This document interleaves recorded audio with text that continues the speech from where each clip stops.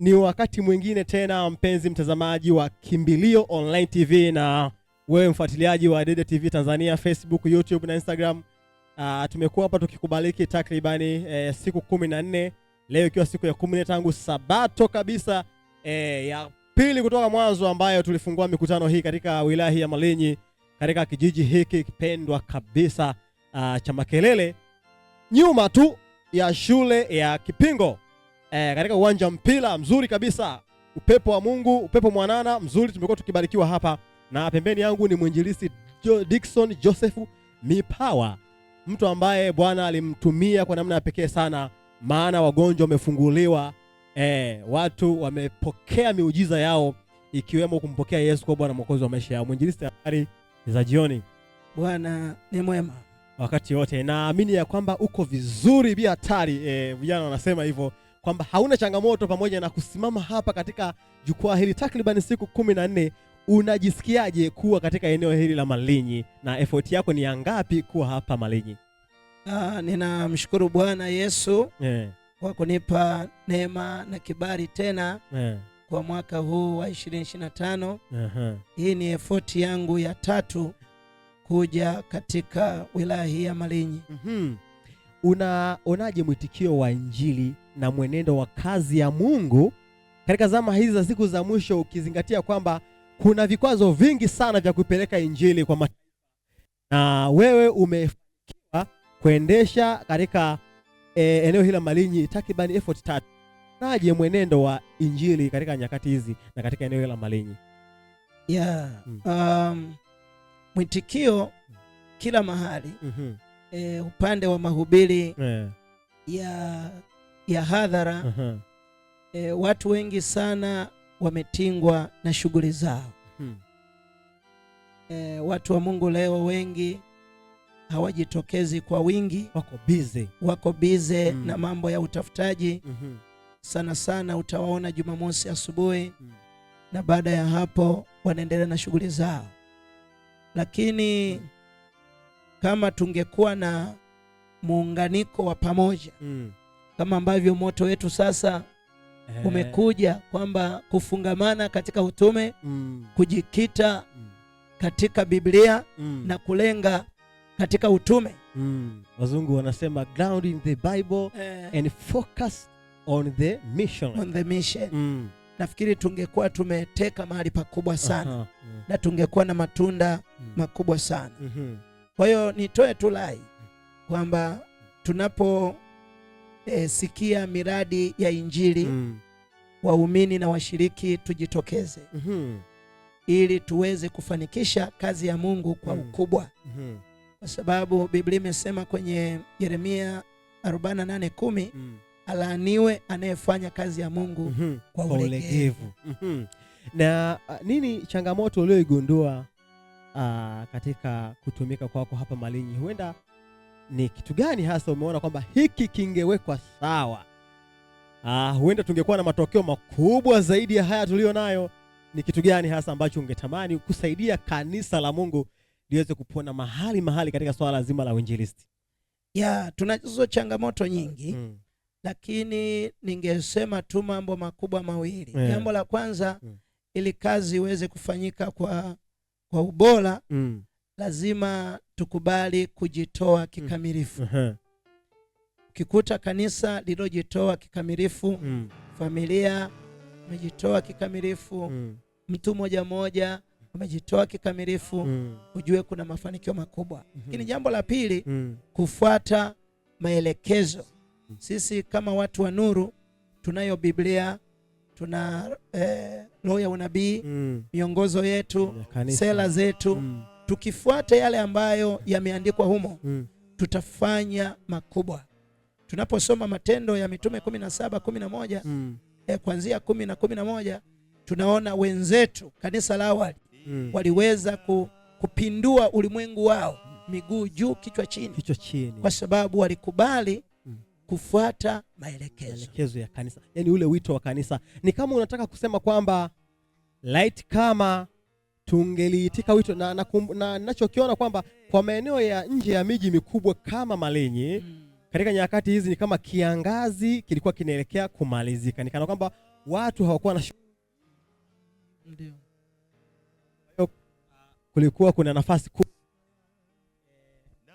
ya watu wakiamua kujitoa wote kuja wakifuata ile principle ya Matendo 20:20 ya kwamba naliohubiri nyumba kwa nyumba. Kama tungeamua kushambulia wote kama kanisa tukaingia nyumba kwa nyumba, ni kama nataka kusema kwamba huenda matokeo yangekuwa makubwa zaidi kuliko watu wachache tu walioweza kuingia nyumba kwa nyumba. Kabisa. Basi hivyo ndivyo mpenzi mtazamaji, ni changamoto ya maeneo mengi sana. Mwitikio mara nyingi wa mambo ya kazi ya Mungu huwa ni kwa uchache, lakini katika eneo hili kazi imefanyika. Biblia inasema walioitwa ni wateule ni wengi, lakini wateule ni wachache. Hakika hakuna mtu aliyeandikiwa kwamba huyu ni mteule, huyu atendi. Ni kila mtu anapochagua.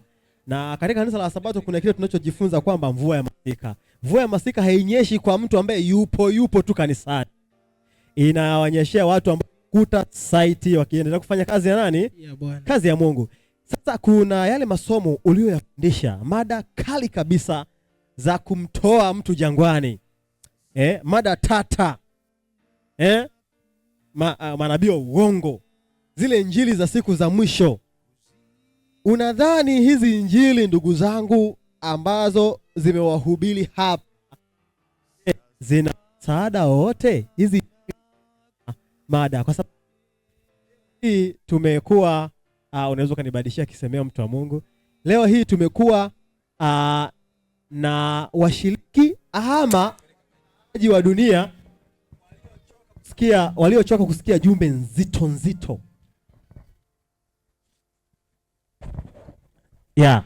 Leo hii tuna wakaazi wa dunia hii ambao wamechoka kusikia jumbe nzito zenye uonyo la kutoka Babeli.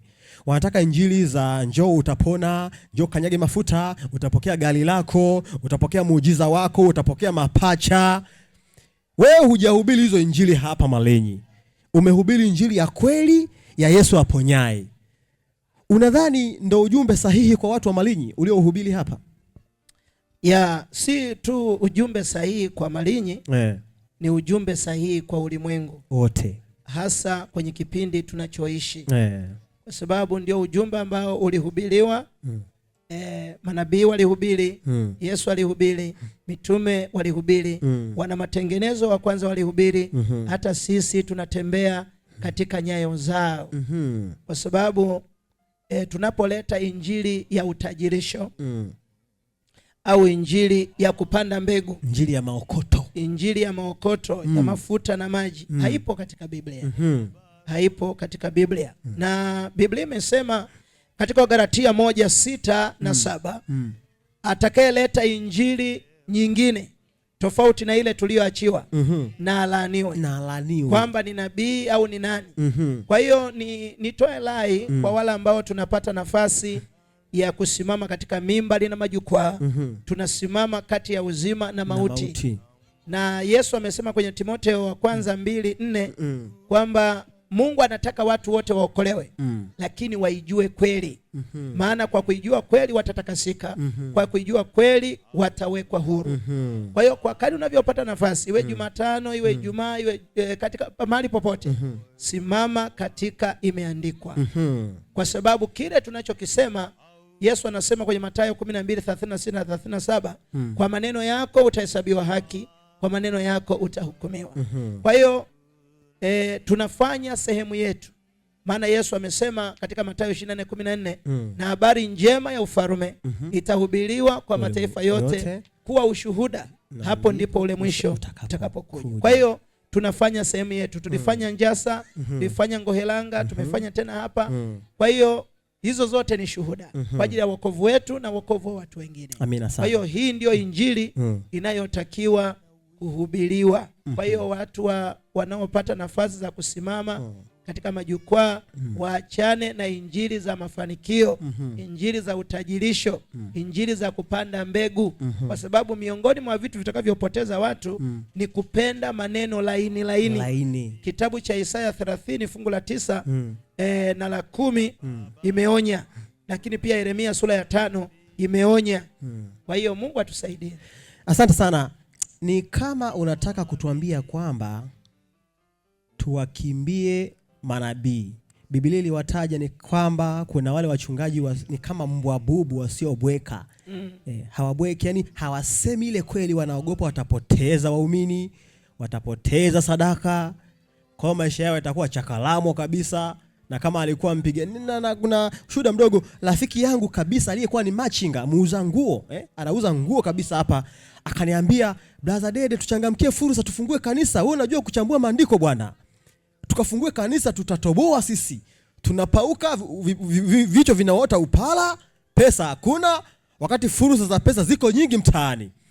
Basi mimi nikamwambia mtu wa Mungu, sisi hatuna wito huo. Mbona Mungu hajatuambia tuanzishe ministry ndogo ndogo, kila mtu awe na ministry, isipokuwa agenda ya Mungu ni kuwa team, nikawa kwa pamoja kuendeleza kazi ya utume mahali, lakini sio mimi niwe na kanisa langu na yule, bali tunaitwa chini ya mchungaji mngapi? Mmoja, Yesu Kristo. Yeye akafanyia kazi fursa, akafungua kanisa lake karibu na mto kabisa. Akafungua, akanunua mziki mkubwa, akaanza atawale. Bwana Yesu asifiwe pale, sauti nzito, alikuwa anaongea kama mimi, baadaye akaanza oh haleluya. Akabadilisha na toni kabisa. Mtu Mungu, ilikuwa wiki, mwezi, mwaka, kanisa likafurika kabisa. Na siku moja akanikuta nafanya mahubiri ya net event. Nina watu kama 100 kwenye kituo changu cha Injilisti, mkutano wa satellite. Akaniambia, wewe mjinga unachezea fursa. Waumini hawa hapa. Mimi eneo nitakupa la bure hilo hapa la baba yangu. Nitafieka migomba, utaweka kanisa. Hujaanza kula sadaka wewe, kitambi kitakutoka siku 2 tu wewe. Kwa nikasema ina maana kumbe katika hii dunia hata sisi watumishi ambao tumejiita kwa jina la Bwana kama watumishi wa Mungu aliye hai, tunatumia fursa zetu za wokovu vibaya kuwapoteza watu wengine. Sasa unamwambia nini mtu ambaye anapelekwa tu kama kondoo apelekwa machinjioni? Huenda yupo amefungwa, huenda aliweza kusaidiwa mambo fulani na hilo kanisa, hataki kuachana. Huenda akiacha hilo kanisa atakosa vitu fulani. Akiifuata kweli leo akamwamini Mungu, huenda akawa mwadventista msabato. Unamwambia nini? Maana wito wa Bwana ni tokeni wapi? Babeli. Ikitokea huyo mtu leo ameamua kurudi, unamsaidiaje? Au unamwambia nini? Wako watu wengi. Yesu amesema katika Yohana 10:16, huko nje ninao kondoo wengine ambao wataisikia sauti yangu nao watakuja. Utakuwa na mchungaji mmoja na kundi moja. Na amesema kwenye Ufunuo 18:4, tokeni kwake enyi watu wangu, msishiriki dhambi zake. Sio kwamba fanyeni mpango mtoke. Tokeni. Na ndio ulikuwa ujumbe pia wakati wa Nuhu, wakati wa Sodoma, na ndio ujumbe pia kwa wakati wetu. Na Yesu amesema tukishatoka sasa tufanyeje? Katika Mathayo 11:28 anasema njooni kwangu ninyi mnaosumbuka na kulemewa na mizigo, nami nitawapumzisha. Anasema mjivike nila yangu, jitwike mzigo wangu, kwa sababu nila yangu na mzigo wangu ni mwepesi. Nanyi mtapata raha katika nafsi zenu. Ni maneno mazito sana. Hii ni faraja ya Yesu mwenyewe akiwaita watu kuikimbia kweli. Na kuna fungu linasema inunue kweli wala usiuze. Kwa maana kweli ndio inaomweka mtu huru, sio madanganyo. Sasa tunapoelekea mwisho kabisa wa kipindi hiki, swali la mwisho hapa Malinyi, injili ya kweli bila kupepesa macho, bila kuficha chochote. Tayari kuna watu ambao wameamua kutoka Babeli, wakamfuata Yesu kwa njia ya ubatizo, na hapo jana tarehe 19 walibatizwa. Kuna changamoto katika malezi, kwamba kondoo wanaingilia mlango huu, wanatokea mlango mwingine. Huenda labda wanaangalia maisha yetu sisi wa ndani, wanasema sasa kule niliacha. Kama tulikuwa na sinema hapa usiku, tulikuwa tunaangalia watu ambao wanaishi maisha ya bandia. Tukaangalia watu siku hizo na makalio bandia, kope bandia, matiti bandia, wanaume nao hivyo bandia, wanabadilisha jinsia zao, wanataka wawe wanawake. Tuliangalia hapa sinema nyakati za usiku, tukaona dunia ya vitu bandia. Sasa kuna huyu mtu aliyetoka huko duniani, ameacha vitu bandia, amekuja kanisani akiwa na imani kabisa hapa ni mahali sahihi. Unamwambia nini atakapoyaona hayo mambo bandia ndani ya kanisa? Unamwambia nini? Hilo ni swali la kwanza. Swali la pili, unamwambia nini mshiriki ambaye amepewa dhamana sasa ya kulea huyu mtu mgeni. Afanye nini ili asitokee mlango wa pili, ili Yesu anapokuja zile taji tulizozipata katika uwanja huu tuzikute mbinguni, ili tusiwe watu wa kwanza kuwafanya wabatizwa kutoka mlango wa pili. Hilo ni swali la pili. Sijajua kama la kwanza unalikumbuka, mtu wa Mungu. Kwamba huyu mtu mgeni ameingia kanisani. Nalikumbuka. Yes. Karibu sana. Unamsaidiaje sasa mshiriki na mbatizo? Huyu muumini mpya na mtia moyo kupitia Waebrania 12 fungu la 2. Anasema tukimtazama Yesu mwenye kuanzisha na kutimiliza imani yetu. Kwa hiyo usimtazame mzee wa kanisa, shemasi au mtu yeyote. Mtazame Yesu. Kwa sababu kwa kumtazama Yesu tunabadilishwa. Kwa kumtazama Yesu tunafanana naye. Kwa kumtazama Yesu tunaukulia wokovu. Tunashinda changamoto zote zinazotukabili. Wakati mimi ninabatizwa, sikuwa Mwadventista msabato, tulibatizwa siku ile watu 100. Lakini napojaribu kutrace kanisani, ni kama nimebaki tu mwenyewe peke yako. Wengine walirudi nyuma. Ni kwa sababu mimi nilipoingia kanisani sikutaka niendelee kuwa mzembe au kujiunga na watu wazembe walioko kanisani. Nitafuta watu ambao ninaona wamesimama, nikajiambatanisha nao. Kwa hiyo wanapokwenda na mimi nipo. Nikajifunza vitu vingi sana. Lakini nikapata passion ya kujitolea kupeleka injili mashuleni, kwenye vipindi vya dini, shule ya msingi na sekondari. Vikaniimarisha sana. Unaposikia kuna mkutano mahali, najitahidi kuhudhuria, niwe mwanatimu, nikae karibu na watumishi wa Mungu. Kwa hiyo kwa njia hiyo nikalelewa nikiwa kazini mpaka hapa nilipo. Kwa hiyo nawatia moyo. Kuna wakina mabinti wamebatizwa. Kuna kwaya hapa nzuri ya vijana, na kwaya ya Emanueli. Wajiunge, wasikubali tu kuwa mtu wa kuja kusali anaenda nyumbani. Wajitahidi wajiunge kwenye kwaya. Kanisani humu tuna idara za vijana. Waingie humo. Watajifunza vitu vingi na watasimama na jina la Bwana litatukuzwa. Amina. Kwa huyu ambaye yuko ndani, tunamtia moyo. Biblia inasema katika Zaburi 119:165, wana amani nyingi wanaoipenda sheria ya Bwana, wala hawana la kufanya la kuwakwaza. Kwa sababu hawana la kuwakwaza. Katika Luka 17 fungu la kwanza hadi la pili, Yesu anasema anayemkwaza mwingine kwa namna yoyote akamrudisha nyuma, anapaswa afungiwe jiwe la kusagia, akatoswe baharini. Kwa hiyo nitoe tulai kwa wale ambao tuko kanisani, tujitahidi kuwa mabalozi wa Yesu. Tumwakilishe Yesu vizuri. Unapoongea na mtu, jitahidi kujitambua we ni nani, unamwakilisha nani. Tenda kama Yesu alivyotenda. Kwa sababu Yesu anasema kwenye Mathayo 25:40, kwa kadiri ulivyomtendea mdogo wa wale, ulinitendea mimi. Kwa hiyo chochote unachofanya, kama ni kizuri, unamfanyia Yesu. Kama ni kibaya, utamfanyia Yesu. Na kwa matendo yetu, anasema katika Ufunuo 22:12, anakuja kumlipa kila mtu kama kazi yake ilivyo, kama matendo yake yalivyo. Sasa kama nilifanya vibaya, nitalipwa nini? Lakini katika Danieli 12:10 amesema wanaowaongoza wengine kutenda haki watang'aa kama mwangaza wa anga. Kwa hiyo tuwaongoze watu kwa Yesu baada ya kuwaongoza kwa watu kwa shetani. Kwa sababu katika Isaya 9:16 Yesu amesema wawaongozao watu hawa ndio wawakoseshao.